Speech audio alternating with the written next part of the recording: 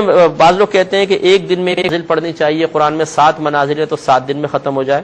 دیکھیں یہ کوئی فرض یا واجب نہیں ہے، ایک منزل پڑھیں چاہے آپ 10 منزل پڑھ لیں ایک ہی دن کے اندر، لیکن بہتر یہ ہوتا ہے کہ اس انداز سے پڑھیں کہ قرآن سمجھ کے پڑھا جائے.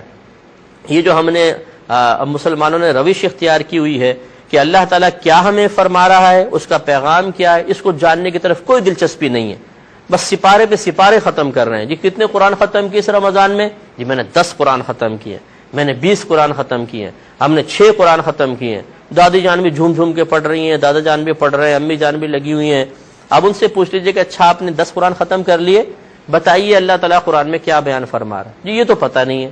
تو کیا قرآن اس لیے نازل کیا گیا تھا کہ سپارے پہ سپارے ختم کیے جائے اور قرآن پہ قرآن ختم کر کے نام اعمال میں بس قرآن پڑھنے کی نیکیاں لکھوائی جائے؟ حالانکہ قرآن تو ہدایت کے لیے نازل کیا گیا، اور ہدایت اس وقت تک ممکن ہی نہیں ہے جب تک کہ انسان جس چیز سے ہدایت حاصل کر رہا ہے اس کو سمجھے نہیں.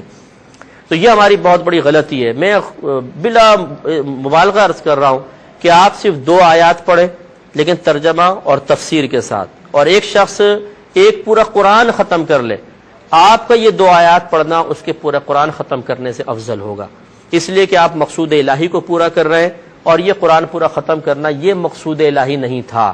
اللہ تعالیٰ نے قرآن اس لیے نازل نہیں کیا کہ تم 1 اور 10 اور 20 قرآن ختم کرو، بلکہ اس لیے نازل کیا، شروع میں فرمایا کہ ذالک الکتاب لا ریب فیہ ھدی للمتقین، یہ وہ قرآن ہے، یہ وہ کتاب ہے جس میں شک کی کوئی گنجائش نہیں، متقین کے لیے باعث ہدایت ہے. اور ہدایت ہم حاصل کر نہیں رہے، پڑھتے رہتے ہیں، قرآن کا پتہ نہیں ہوتا کہ ہم کیا پڑھ رہے ہیں اور کیا نہیں پڑھ رہے ہیں. اسی لیے ہم اکثر عرض کرتے ہیں کہ آپ کوئی اچھی تفسیر کا انتخاب کریں اور روزانہ 2 آیات 3 آیات ترجمہ اور تفسیر کے ساتھ پڑھیں. بہتر یہ ہے کہ اپنے گھر والوں کو اگر جمع کر کے آپ پڑھوا سکتے ہیں تو گھر والوں کو سب کو جمع کر کے آپ پڑھیے.